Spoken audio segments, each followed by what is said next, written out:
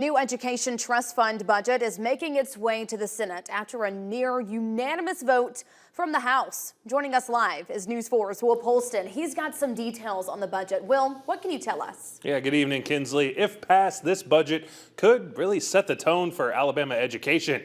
It could help fill classrooms and could also make Alabama teachers among the wealthiest in the region.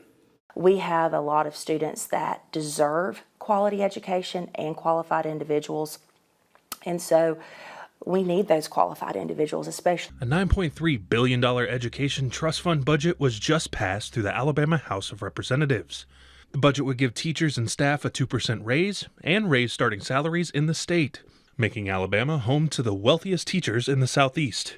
I think it's very important, especially for our area, because we're so close to Florida and close to Georgia, so people could actually live here and teach in one of those states, and people could live there and come here to Dothan or Houston County to teach. Superintendent Brandy White says his district hasn't struggled too much with openings, but this budget increase could make open positions even more appealing.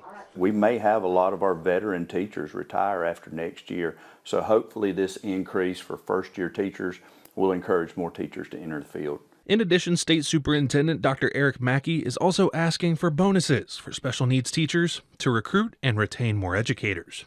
I think it would really empower special education teachers and also give them some much needed recognition. It would be a pat on the back for the responsibility and the weight that they do carry on a daily basis. Now, if this budget is passed, the first-year teachers in Alabama would start around a salary of about $47,000. Kinsley? Well, Polston, thank you for that report. The $9.3 billion proposal is $550 million more than last year's budget.